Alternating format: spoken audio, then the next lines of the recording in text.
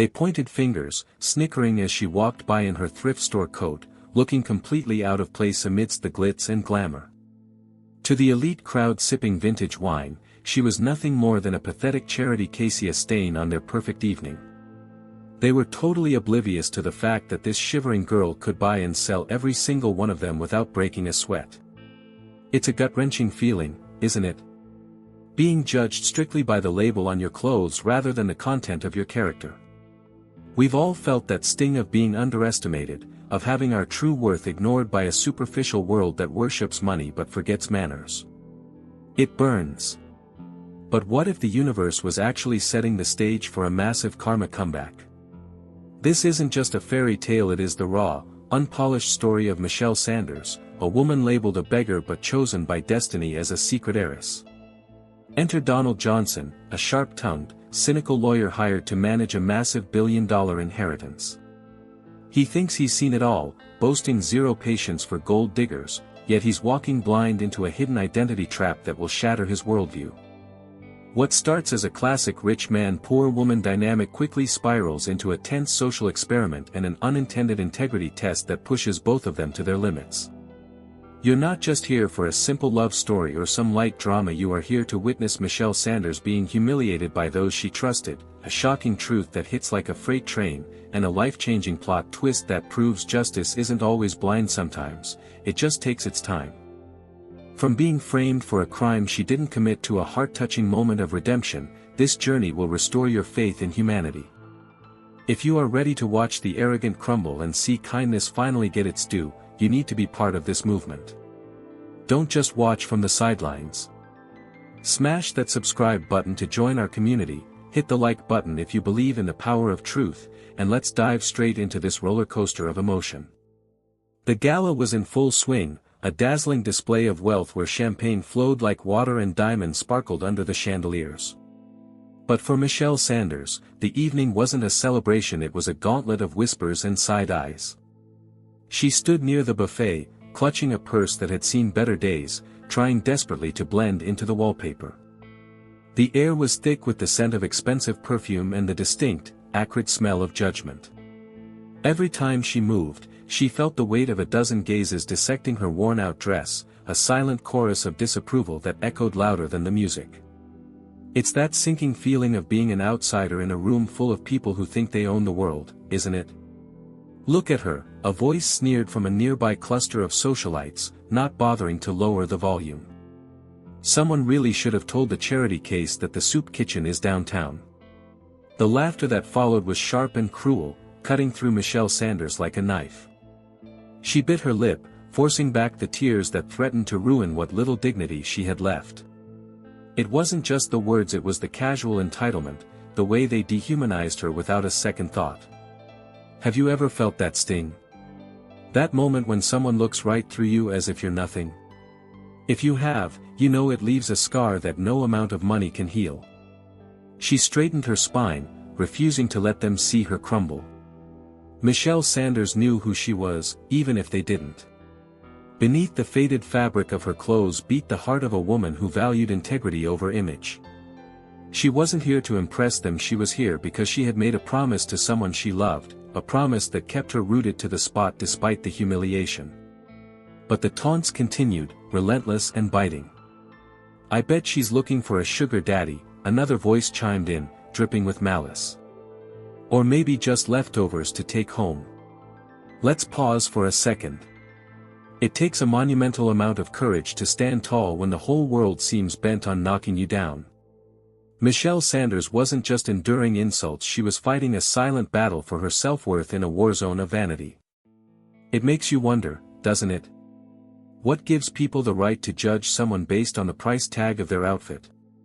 If you think character matters more than clothes, I want you to hit that like button right now as a sign of respect for her resilience.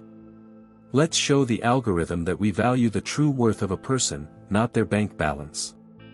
Despite the barrage of mockery, Michelle Sanders maintained a quiet grace that was almost unnerving to her tormentors.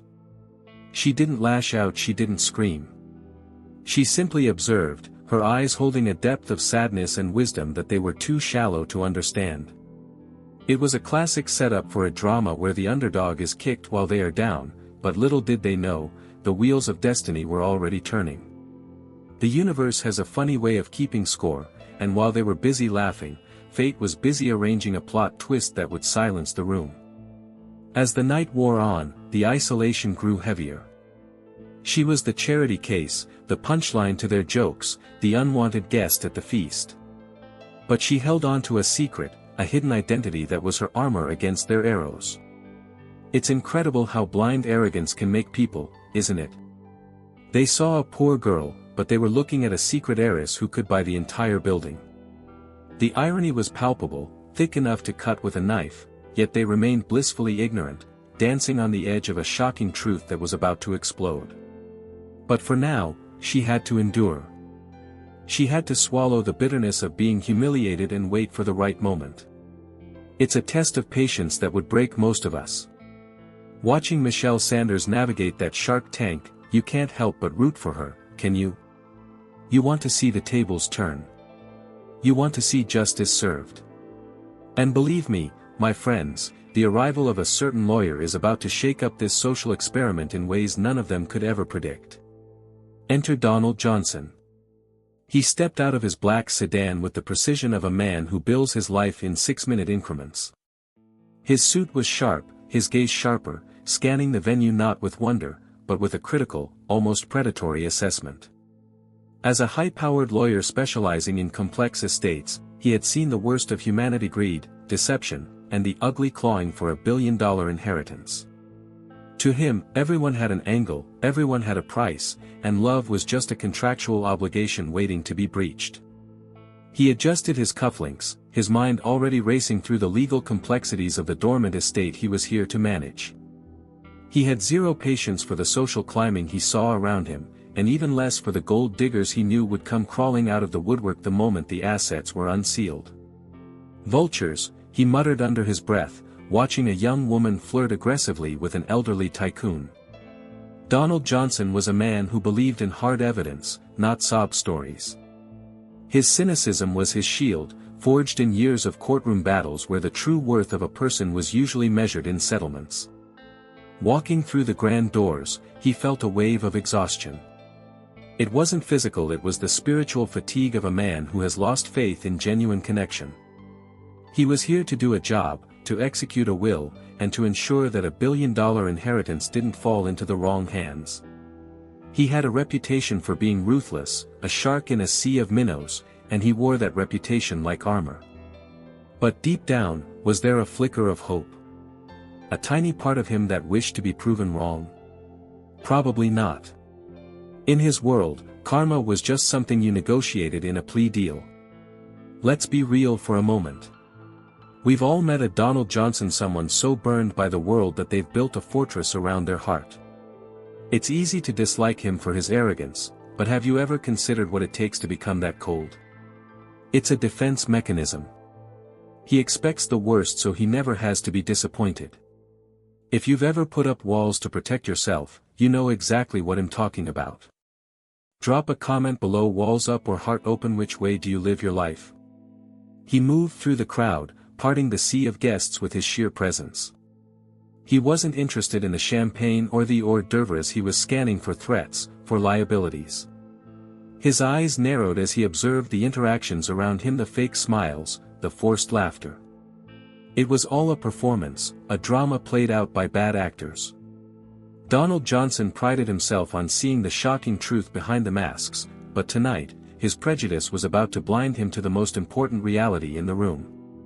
His phone buzzed: another crisis, another client needing a bailout. He silenced it with a scowl. He was here for the secret heiress case, a file that had been gathering dust for decades. The instructions were vague, the beneficiaries unknown. It was the kind of case that usually ended in a messy lawsuit, and he was ready for war. He didn't believe in fairy tales or love story endings. He believed in contracts, clauses, and ironclad prenups. As he surveyed the room, he looked for the usual suspects, the sycophants, the desperate climbers. He didn't know that his biggest challenge wouldn't come from a shark like him, but from a mouse in the corner. Donald Johnson was about to collide with a force he wasn't prepared for: absolute, unadulterated sincerity. He thought he was the master of the game, but he was just a pawn in a much larger social experiment designed by destiny. The collision happened near the cloakroom. Donald Johnson, distracted by a file on his phone, bumped into a small figure, nearly knocking a glass of water from her hand. He looked down, annoyed, ready to bark a reprimand, but the words died in his throat. Standing there was Michelle Sanders, looking like a deer caught in headlights. His eyes immediately darted to her frayed cuffs, her scuffed shoes, the cheap fabric of her dress. In a millisecond, his lawyer brain rendered a verdict: charity case. Moocher. Someone looking for a handout. Watch where you're going, Donald Johnson snapped, his tone dripping with condescension. He brushed off his immaculate sleeve as if her poverty might be contagious. He didn't see the woman, he saw a demographic. He saw the struggle written on her face and assumed it was due to poor choices or laziness. It's a classic rich man poor woman encounter, isn't it? The assumption that financial status equates to moral standing. He saw her lack of funds and assumed a lack of value. Michelle Sanders apologized quietly, her cheeks flushing with embarrassment. "I'm sorry, sir. I didn't see you." Her voice was soft, devoid of the entitlement he was used to hearing. But Donald Johnson wasn't listening to the tone, he was judging the packaging. "I'm sure you didn't," he scoffed, already turning away. "Try to pay attention. Some of us are actually here to work, not to scavenge for free drinks." It was a cruel, unnecessary jab, a moment where his cynical worldview manifested as pure ugliness. Stop right there. That moment, that split second of judgment, is something we are all guilty of. We size people up, we categorize them, and we dismiss them. It's ugly, but it's human. But seeing it happen to Michelle Sanders, knowing what we know about her hidden identity, it makes your blood boil, doesn't it? It's a stark reminder that the richest person in the room can have the poorest character. If you hate bullies, I need you to confirm your stance right now. Would you have stood up for her? Donald Johnson walked away, feeling vindicated in his rudeness. He categorized her as irrelevant and moved on. He had $1 billion inheritance to protect, and he wasn't going to let some street urchin distract him. He didn't realize that the woman he just insulted was the key to the entire puzzle. He was so busy looking for wolves that he bit the sheep. It was a failure of intuition that would come back to haunt him in the most spectacular way possible. Meanwhile, Michelle Sanders watched him go, the sting of his words adding to the bruises on her ego. She didn't know he was a famous lawyer, she just saw a man in pain, lashing out at the world. Despite his cruelty, she felt a strange pang of pity for him. It's a testament to her true worth that she could see past his aggression to the bitterness underneath. She didn't know that this man would soon hold her future in his hands, or that she already held his. The stage was set for a drama of epic proportions. Donald Johnson had just made the biggest mistake of his career, not by losing a case, but by misjudging a human soul. He thought he was dealing with a beggar, but he had just insulted the queen of the chessboard. The social experiment was officially underway, and Donald Johnson was failing badly. But as we know, sometimes you have to hit rock bottom before you can start the climb to redemption. Later that evening, the atmosphere shifted. Donald Johnson, exhausted by the vapid conversations, sought refuge on a quiet balcony. He loosened his tie, letting out a heavy sigh. The weight of the $1 billion inheritance case was crushing him. Suddenly, a sudden downpour began, catching him off guard. He cursed, realizing he'd left his umbrella in the car. As he prepared to make a run for it, getting his expensive suit soaked, a hesitant hand extended an umbrella over his head. He turned, startled, to find Michelle Sanders standing there. She was shivering slightly in the cold wind, her own coat too thin to offer much protection, yet she was holding her only umbrella over him. "You'll ruin your suit," she said simply, a genuine warmth in her eyes that completely bypassed his defenses. Donald Johnson froze. His brain couldn't compute. Why was this charity case, the woman he had insulted earlier, helping him? Where was the angle? Where was the demand for money?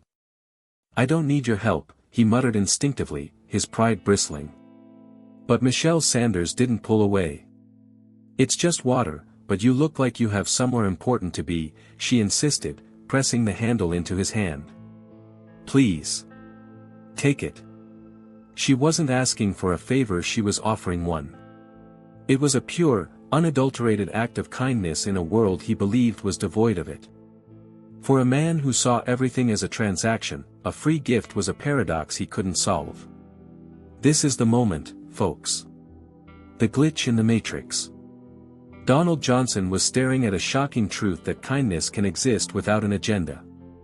It confused him. It annoyed him. It frightened him. It challenged every cynical bone in his body.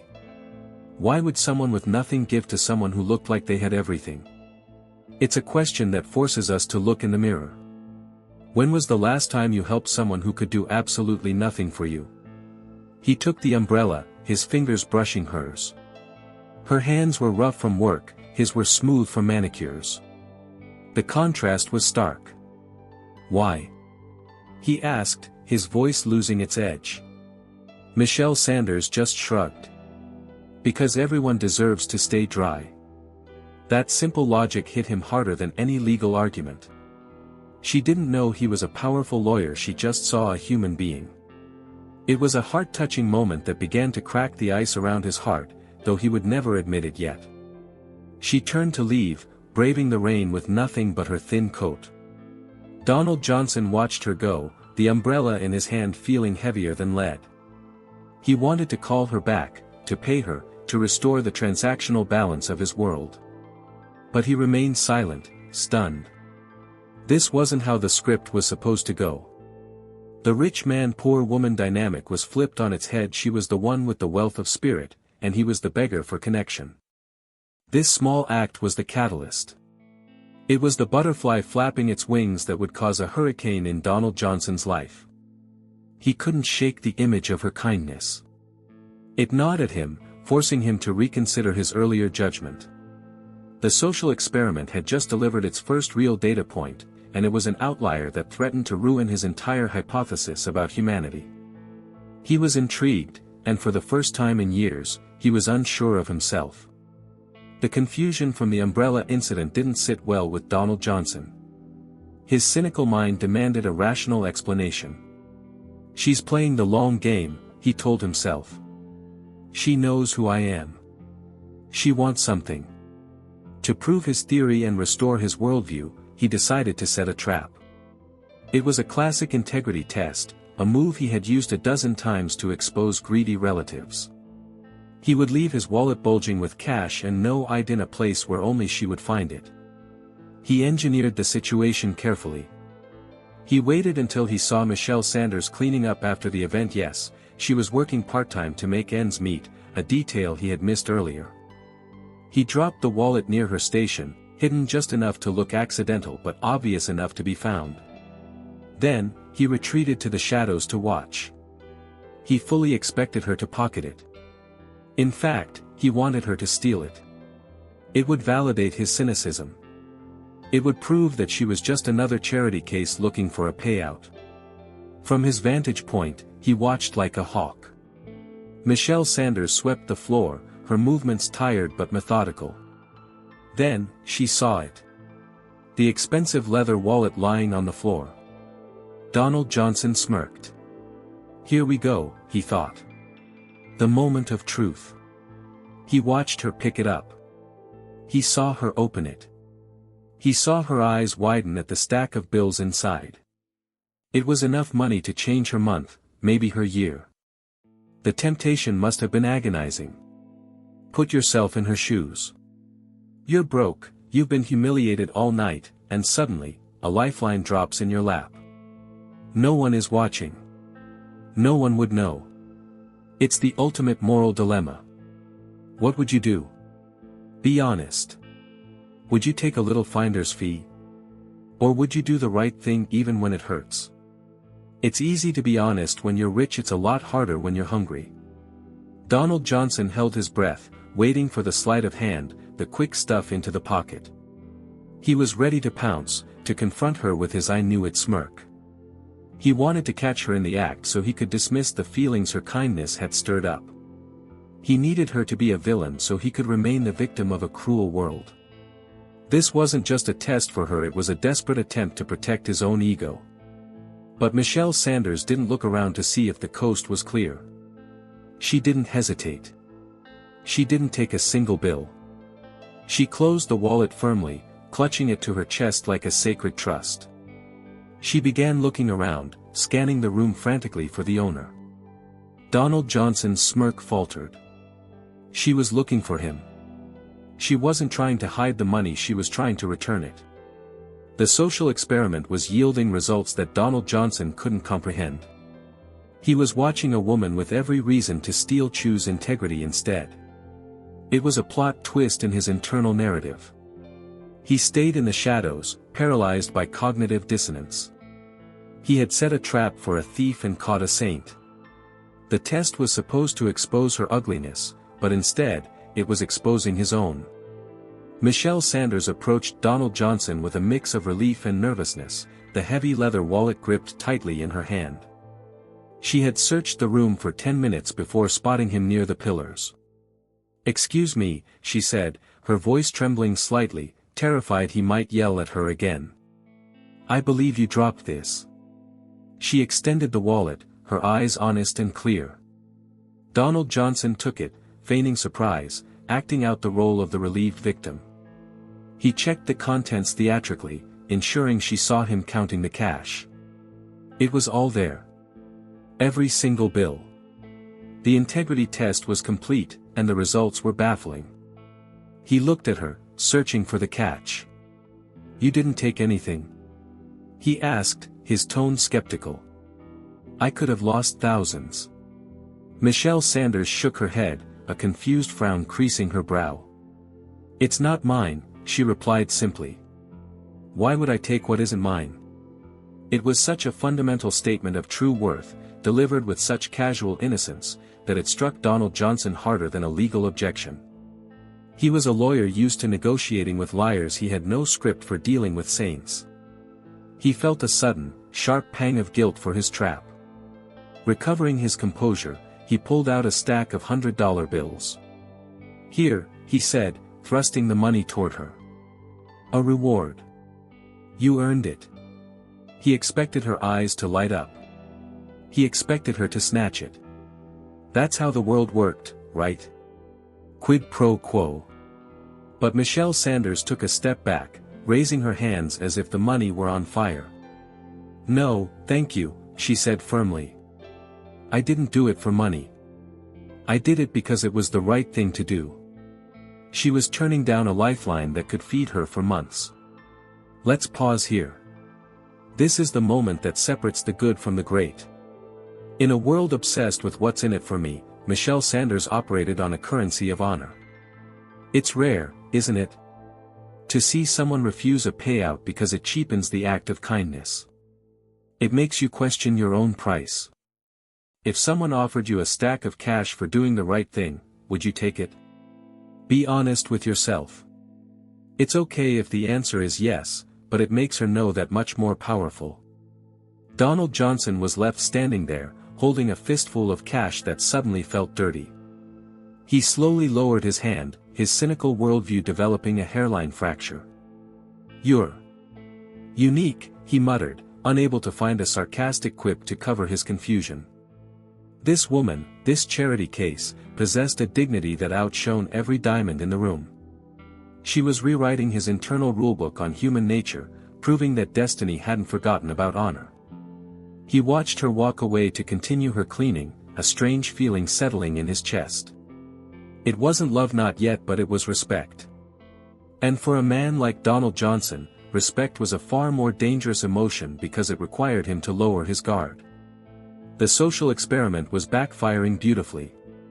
He had set out to prove she was a fraud, and instead, she proved he was a fool. The armor was cracking. But old habits die hard. As he pocketed his wallet, a small voice in his head whispered that this was just a fluke. Yet, he couldn't deny the seed of doubt she had planted. Maybe, just maybe, the world wasn't as ugly as he thought. This heart-touching display of integrity was the first hammer blow to his walls, setting the stage for a life-changing transformation that neither of them saw coming. Over the next few days, Donald Johnson found himself drawn to Michelle Sanders' orbit. He told himself it was due diligence for the estate, but in reality, he was fascinated. He observed her from a distance, watching as she juggled two grueling jobs just to keep a roof over her head. He saw her serving coffee at dawn with a smile, and scrubbing floors at dusk with aching limbs. There was no complaint, no playing the victim. Just a relentless, quiet drive to survive. It was a stark contrast to the rich man-poor woman dynamic he was used to, where struggle meant a delayed flight to Paris. One afternoon, he sat in his luxury car, watching her share her meager lunch with a stray dog. He looked at his own $500 lunch receipt and felt a wave of nausea. His circle of friend socialites, tycoons, other lawyer sharks spent more on a handbag than Michelle Sanders earned in a year. And for what? To impress people they didn't like. Watching her, Donald Johnson began to see the hollowness of his own existence. He had the billion-dollar inheritance lifestyle, but she had the billionaire spirit. He started to question everything. The fancy galas, the fake smiles, the endless pursuit of more. It all seemed so petty compared to the raw, unfiltered reality of her life. He realized that while his peers were spiritually bankrupt, this beggar was rich in ways they couldn't comprehend. It's a classic case of karma teaching a lesson through observation. Have you ever watched someone work so hard it made you appreciate your own life? Or better yet, made you want to work harder? Donald Johnson found himself making excuses to interact with her. He'd accidentally bump into her at the coffee shop, ordering a black coffee just to hear her say "have a nice day." He was a man starving for authenticity, and she was the only real thing in his world. He began to see the shocking truth: he was the one who was poor. He was poor in joy, poor in purpose, poor in connection. This is the gancho de re-engagement we talked about. The mighty are falling, and the humble are rising, not in status, but in moral authority. Donald Johnson was losing his taste for the high life. He looked at his colleagues and saw sharks. He looked at Michelle Sanders and saw a savior. He was on the verge of a breakthrough, ready to cast aside his prejudice and embrace a new way of seeing the world. But change is terrifying, isn't it? It requires us to admit we were wrong. Donald Johnson was wrestling with his ego, trying to reconcile his past with this new present. He was starting to care, and that terrified him. Because when you care, you have something to lose. And in a drama like this, the universe rarely lets a good deed go unpunished for long. Just as he was ready to extend a hand of friendship, to bridge the gap between their worlds, the dark side of his social circle decided to intervene. Happiness is a threat to miserable people, and Donald Johnson's growing fascination with the charity case had not gone unnoticed. The storm was gathering, and it was about to rain on his newfound parade. Enter the antagonist, a jealous socialite named Ashley, who had been eyeing Donald Johnson and his proximity to the billion-dollar inheritance for months. She saw the way he looked at Michelle Sanders, not with disdain anymore, but with curiosity, maybe even admiration. And that was unacceptable. In Ashley's world, a lawyer of his caliber didn't look at trash, he looked at diamonds. She decided to intervene, to remind Donald of the natural order of things. The plan was vicious and simple. During a small gathering at the estate where Michelle Sanders was working catering, Ashley slipped off her diamond bracelet, a family heirloom worth a fortune. With a sleight of hand practiced in 1,000 social deceptions, she dropped it into Michelle Sanders' open tote bag while the girl was busy serving drinks. It was a cold-blooded move, a plot twist born of pure malice. Ashley waited for the perfect moment. Then, the theatrics began. "My bracelet!" she shrieked, clutching her wrist. "It's gone. Someone stole it." The room froze. Accusations flew. Security was called. Donald Johnson, pulled from a conversation, stepped in, his lawyer instincts kicking into high gear. "Calm down," he ordered. "Nobody leaves until we find it." He didn't want to believe a crime had been committed, but the seed of suspicion is a weed that grows fast. Ashley, with tears in her eyes and Oscar-worthy performance, pointed a shaking finger at the staff. It must be one of them. Check their bags. Michelle Sanders stood in the corner, pale and terrified. She knew she was innocent, but she also knew how the world viewed her. The charity case. The easy target. The scapegoat. Have you ever been accused of something you didn't do? The panic is suffocating. You want to scream the truth, but you know the lie is louder. Donald Johnson looked at Michelle Sanders. It's just protocol, he said gently, trying to reassure her. We just need to check. He wanted to protect her. He wanted to prove everyone wrong. He was so sure of her integrity after the wallet test. He reached for her bag, expecting to find nothing but worn-out books and an apron. He was ready to defend her honor against these vultures. But as he opened the bag, the glint of diamonds caught the light. There, nestled between a scarf and a water bottle, was the bracelet. The room gasped. Michelle Sanders' eyes went wide with horror. No, she whispered. I didn't. I don't know how that got there. But the evidence was damning. It was the smoking gun that every lawyer dreads finding when defending a client they thought was innocent. Ashley smirked behind her handkerchief. The trap had sprung. She had successfully framed the innocent to protect her territory. It was a despicable act, a social experiment twisted into a weapon. She played on the prejudices of the rich to destroy the poor. If you despise people who step on others to get ahead, hit that angry reaction. This is the moment where the villain seems to win, and it makes your blood run cold. The sight of the bracelet in Michelle Sanders' bag hit Donald Johnson like a physical blow. For a moment, time stood still. His brain scrambled to find an explanation, a defense, anything. But the lawyer in him saw only cold, hard facts. Possession is 9/10 of the law. The bracelet was there. She was poor. She needed money. The narrative wrote itself, and it was a tragedy. His face hardened. The warmth that had been building over the last few days evaporated instantly, replaced by a glacial sheet of ice. I trusted you, he thought, the betrayal tasting like ash in his mouth. All his old prejudices, the ones he had started to dismantle, came rushing back with a vengeance. Once a charity case, always a charity case. Leopards don't change their spots. He felt like a fool. A naive, gullible fool who had been played by a pretty face and a sob story. Michelle Sanders was pleading now, tears streaming down her face. Donald, please, you have to believe me. I didn't take it. Someone must have put it there. She used his first name, a desperate appeal to the connection they had started to form. But to Donald Johnson, it sounded like manipulation. Don't, he said, holding up a hand. His voice was devoid of emotion, a terrifying monotone. Don't insult my intelligence. The onlookers murmured their agreement. I knew it, someone whispered. You can't trust these people.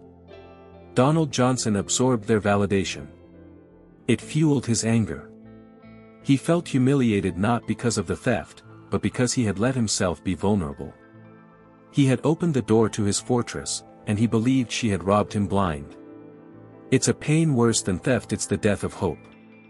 He looked at Michelle Sanders and didn't see the woman who returned his wallet. He saw a con artist who had passed a small test only to fail the big one. The long con, he reasoned. She gave back the cash to gain my trust for the diamonds. It was a cynical logic, but it made perfect sense to a man hurt by the world. He was rewriting their love story into a crime drama in real time. Michelle Sanders looked into his eyes and saw the door slam shut. She saw the justice she believed in crumble. She realized that to him, she wasn't a person, she was a statistic. A disappointment. The shocking truth for her wasn't the frame-up, it was how quickly he turned on her.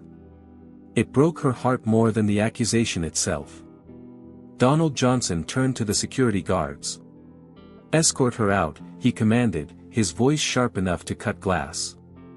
And consider yourself lucky I'm not pressing charges. He thought he was being merciful, but he was delivering the final blow to her dignity. He was banishing her back to the shadows, convinced he had just narrowly escaped a gold digger.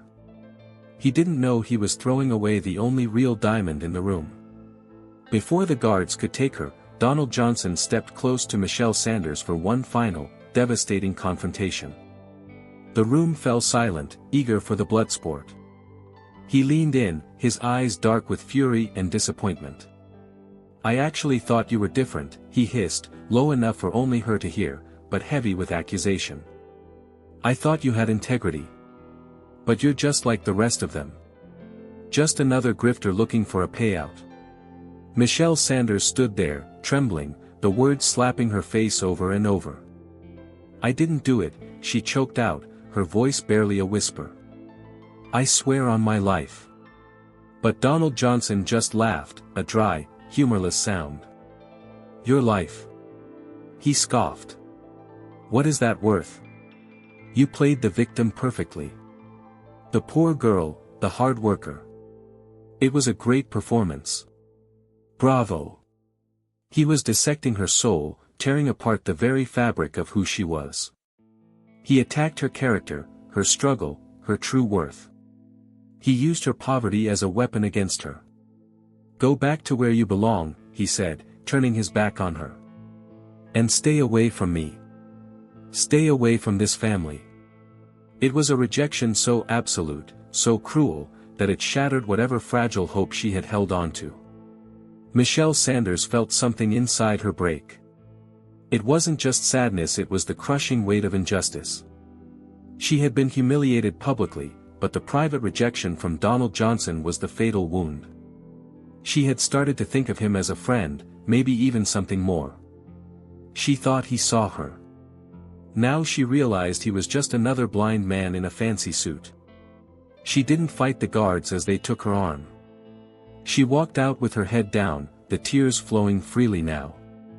She left behind the billion-dollar inheritance she didn't even know was hers, but more importantly, she left behind her faith in him. It was the lowest point of her journey, the all-is-lost moment where the hero is stripped of everything. Donald Johnson watched her go, feeling a hollow victory. He told himself he had done the right thing. He had protected the estate. He had exposed a thief. But as he watched the doors close behind her, why did he feel like he was the one who had lost something? Why did the air in the room suddenly feel so stale? The social experiment seemed to be over. The rich man had won, the poor woman had lost. But the universe wasn't done yet. Karma has a way of circling back, and Donald Johnson was about to discover that his victory was actually the biggest mistake of his life. He had just crushed the spirit of the secret heiress, and the backlash was going to be biblical. Back in her small, drafty apartment, Michelle Sanders stared at her reflection in the cracked mirror, wiping away the smudged mascara. The events of the evening replayed in her mind like a nightmare on loop: the accusations, the stares, the way Donald Johnson had looked at her with pure disgust. She was done. She couldn't fight anymore. Being the charity case was one thing, but being branded a thief by the man she was starting to care for was a burden too heavy to bear. She pulled her battered suitcase from under the bed, the same one she had arrived with, and began to pack her few belongings. Every item she folded was a reminder of her struggle, a testament to a life spent fighting for dignity in a world that refused to give it. She packed the worn-out clothes that had been the subject of so much mockery, her hands shaking with suppressed sobs.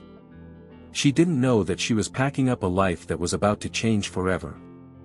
She was oblivious to the billion-dollar inheritance with her name on it, sitting in a vault somewhere, waiting for the secret heiress to claim it. All she felt was the crushing weight of being humiliated and discarded. It's a dark moment, isn't it? When you feel like the universe has conspired against you, and running away seems like the only option. Have you ever felt the urge to just leave everything behind and start over? Outside, the rain began to fall again, mirroring the storm inside her heart. She wrote a brief note to her landlord, leaving the last of her cash on the counter. It was a final act of integrity from a woman who had just been accused of having none. Michelle Sanders was leaving with her head high, even if her heart was in pieces. She wasn't running from guilt, she was running from the pain of a love story that ended before it even began. She believed she was destined to be alone, to always be the outsider looking in on happiness. The irony was suffocating. She was fleeing a town where she owned everything, driven away by people who owned nothing but their arrogance. She was the queen in exile, pushed out by the jesters. As she zipped up the suitcase, a sense of finality settled over her. This was it. The end of the road. She would take the first bus out of town, go somewhere where no one knew her name, where no one would call her a beggar. She didn't want justice anymore, she just wanted peace. She just wanted to disappear. She took one last look around the tiny room. It wasn't much, but it had been home. She thought of Donald Johnson and felt a fresh wave of pain. He never really knew me, she whispered to the empty room. It's the tragedy of prejudice, it blinds us to the true worth of the people standing right in front of us. She grabbed her coat, turned off the light, and walked out into the cold night, leaving the door unlocked. She was walking away from a fortune, but in her mind, she had lost the only thing that mattered, her reputation and her hope. As she walked to the bus station, the city lights blurred through her tears. She felt small, invisible, a ghost in a machine built for the wealthy. But destiny has a funny way of intervening just when the clock is about to strike 12. She didn't know it yet, but her departure was the trigger for the final act of this drama. Her absence would be the loudest thing she ever did. It would create a vacuum that Donald Johnson couldn't ignore, a silence that would scream the truth louder than any defense attorney ever could. This is the rock bottom before the rise. The all-is-lost moment that every great story needs. Michelle Sanders is walking away, defeated. But don't click away yet. Because while she is leaving, the truth is waking up. The gears of karma are grinding into motion, and they grind exceedingly fine. The shocking truth is about to drop, and when it does, it will shake the foundations of everyone involved. Back at the estate, the party was winding down, but Donald Johnson couldn't shake the nagging feeling in his gut. The victory of catching the thief felt hollow. He sat in the security office, staring at the bank of monitors, replaying the scene in his head. Why didn't she defend herself more? He wondered. Why did she look so broken? Driven by a lawyer's instinct for evidence, he decided to review the footage. Not to prove her innocence, but to confirm her guilt, to silence the voice in his head that said he had made a mistake. He rewound the tape to the time of the alleged theft. He saw Michelle Sanders serving drinks, her movements graceful and professional. He saw Ashley, the socialite, hovering nearby. And then, he saw it. The frame that changed everything. The shocking truth captured in high-definition black and white. Ashley looked around, smirked, slipped the bracelet off her wrist, and dropped it purposefully into Michelle's open bag. It was clear as day. A setup. A frame job. A malicious act of sabotage designed to destroy a rival. Donald Johnson froze, the blood draining from his face. He watched it again. And again. The realization hit him like a physical punch. Michelle Sanders hadn't stolen anything. She was innocent. She was the victim of a cruel, calculated lie, and he'd high-powered lawyer who prided himself on seeing the truth had been the executioner. He had humiliated her. He had crushed her. He had sent her away. The guilt washed over him, a tidal wave of regret that made it hard to breathe. He slammed his fist on the desk, startling the security guard. "I was wrong," he muttered, his voice shaking. "I was so completely wrong." The image of Michelle Sanders' tear-streaked face flashed in his mind, accusing him. He had failed the integrity test of life. He had judged a book by its cover and burned it without reading a page. He realized with horror that he had become exactly what he hated, a bully with a suit. The charity case had more honor in her little finger than he had in his entire body. He grabbed the USB drive with the footage, his hands trembling. This wasn't just evidence, it was his penance. He had to fix this. He had to find her. But a terrifying thought gripped him. What if it was too late? What if she was already gone? The social experiment had revealed the ugliness of his world and the beauty of hers, and he had chosen the wrong side. He had chosen the lie because it was convenient, because it fit his cynical narrative. He stormed out of the security office, his mind racing. He didn't care about the estate anymore. He didn't care about the billion-dollar inheritance or the clients waiting for him. All that mattered was redemption. He had to beg for forgiveness, not as a lawyer, but as a man. He had to find Michelle Sanders and tell her that she was the only real thing he had ever found. This is the turning point, the dark night of the soul for our protagonist. Donald Johnson has seen the light, but the light burns. He knows the truth now, but truth without action is meaningless. He has to run. He has to fight. He has to chase down the woman he wronged before she disappears into the night. The clock is ticking, and destiny is waiting to see if he can outrun his own mistakes. Donald Johnson ran. He ran out of the mansion, ignoring the valets, ignoring the rain that was now pouring down in sheets. He jumped into his car, tires screeching as he peeled out of the driveway. He drove like a madman, his mind a chaotic whirl of regret and determination.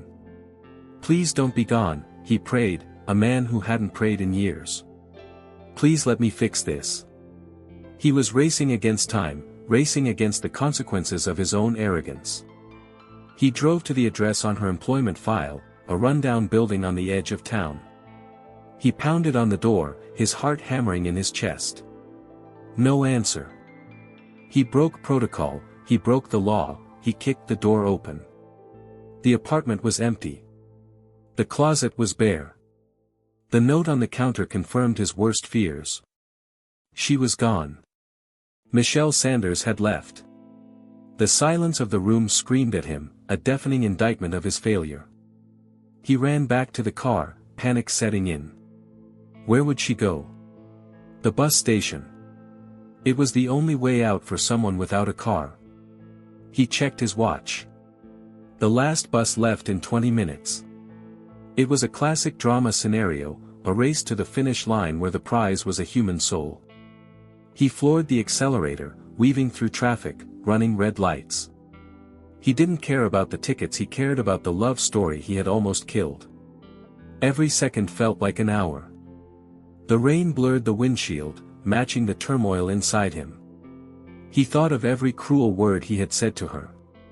Grifter. Charity case. The words tasted like poison now. He realized that she wasn't the one who needed charity, he was. He needed her forgiveness to survive. He needed her true worth to validate his own existence. He was chasing a ghost, hoping to turn it back into a woman. As the bus station came into view, he saw the taillights of a bus pulling out of the bay. No! He screamed, slamming his hand on the steering wheel. He swerved the car in front of the bus, blocking its path, forcing it to screech to a halt. It was a reckless, desperate move, the kind of thing you only do when you have nothing left to lose. He jumped out of the car, rain soaking his expensive suit instantly, and ran toward the bus door. He banged on the glass, breathless, wildeed. The driver looked at him like he was insane. The passengers stared. But Donald Johnson only had eyes for the rows of seats, searching for that familiar face. He was a man stripped of his dignity, begging for a second chance. He was no longer the high-powered lawyer, he was just a man in the rain, hoping for a miracle. This is the climax of the chase. The moment where the hero puts everything on the line. Donald Johnson has abandoned his ego on the highway. He is acting on pure instinct, pure emotion. It's a life-changing moment. Will she be on the bus? Will she listen? Or has the ship sailed? Hold your breath, because the door is opening, and the confrontation we've all been waiting for is about to happen.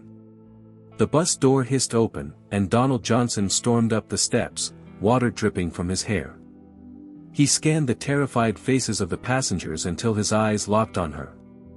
Michelle Sanders was sitting in the back, huddled against the window, looking small and fragile.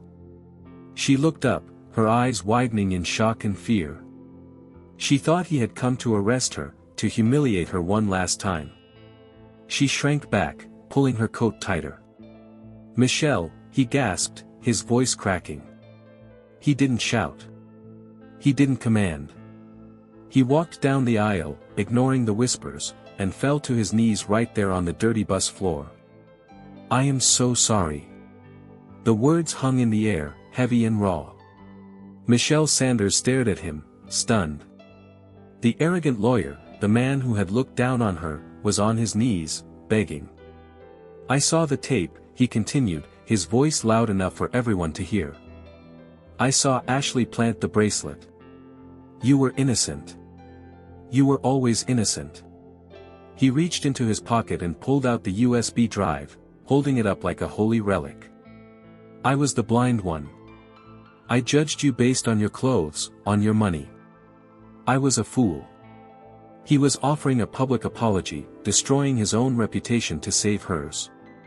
He was admitting his prejudice to a bus full of strangers. "Please," he said, tears mixing with the rain on his face. "Don't leave. I can't fix the world, but I can fix this. I can make it right." It was a heart-touching plea, a total surrender. Michelle Sanders looked at him, searching for the lie, but found only naked vulnerability. She saw the man beneath the suit, the human being beneath the cynic. She saw his redemption unfolding in real time. Slowly, hesitantly, she reached out a hand. "You stopped the bus," she whispered, a ghost of a smile touching her lips. "You crazy lawyer, you stopped the bus." It was a moment of pure connection, a bridge built over a river of misunderstandings.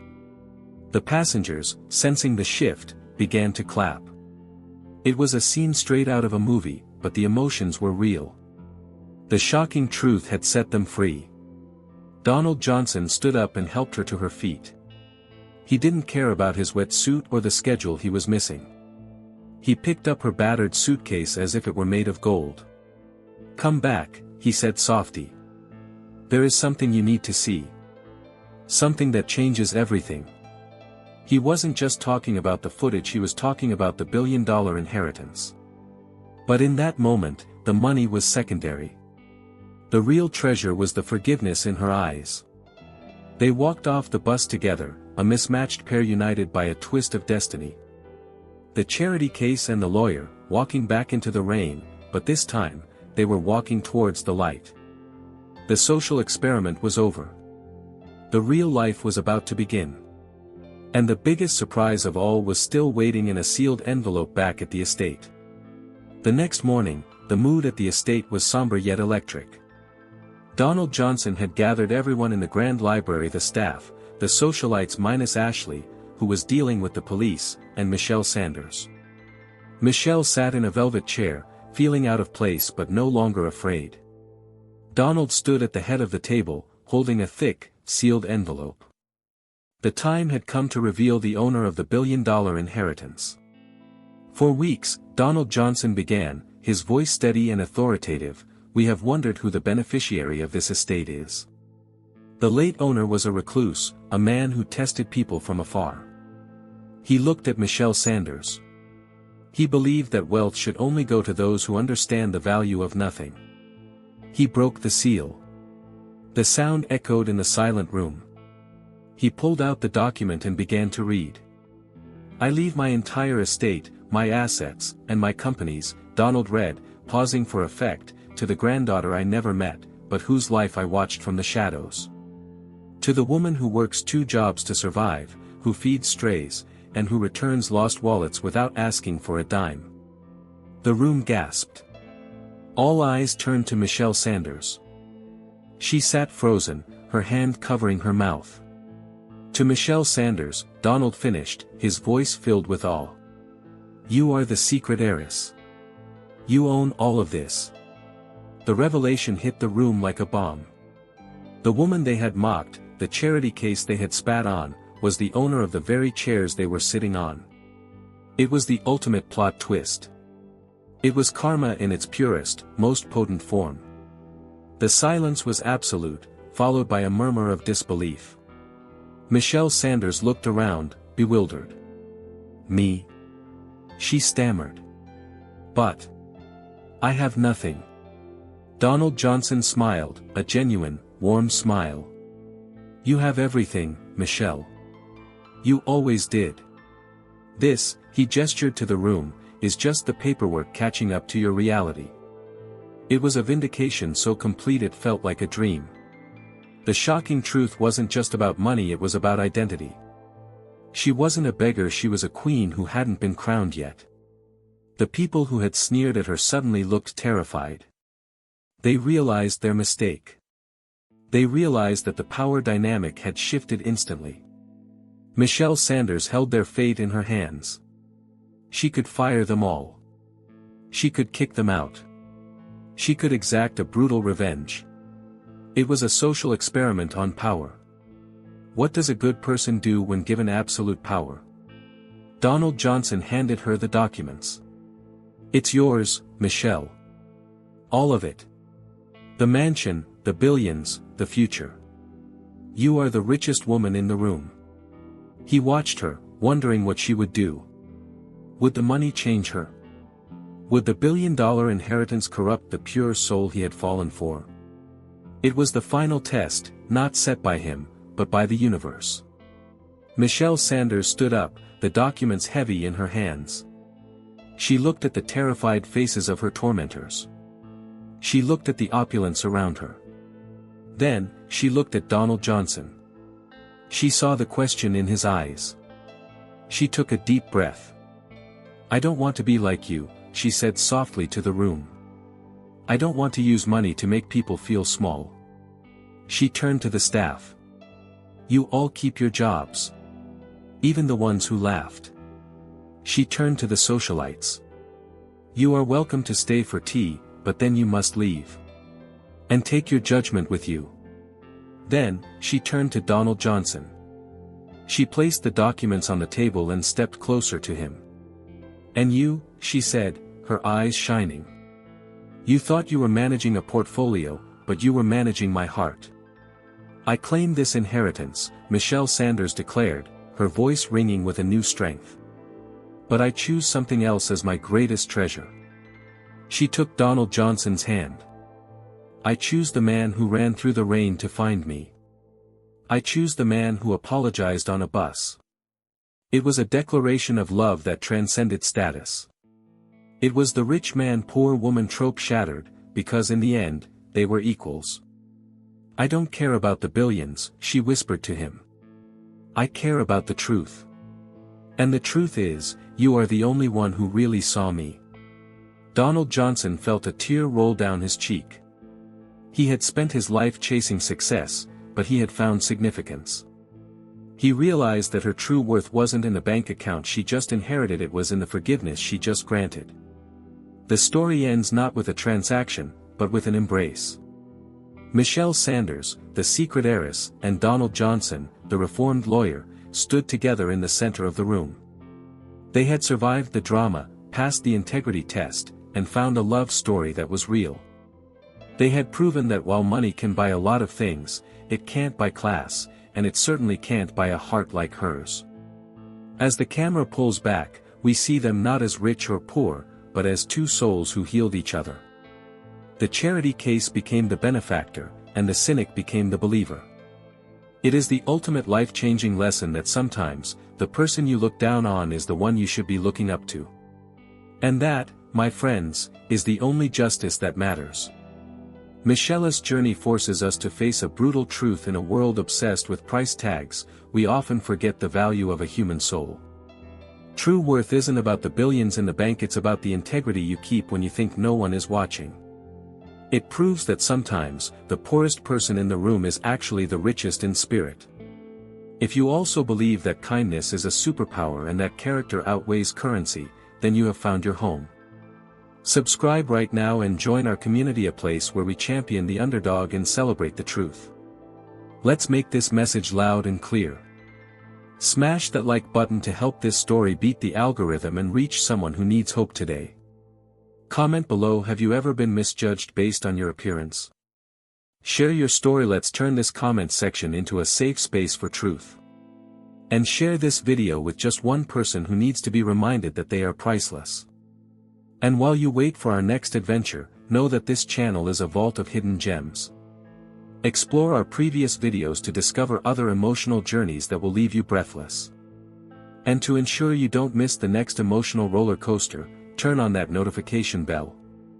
We have stories coming up that will challenge everything you think you know, and trust me, you won't want to be left out of the next chapter.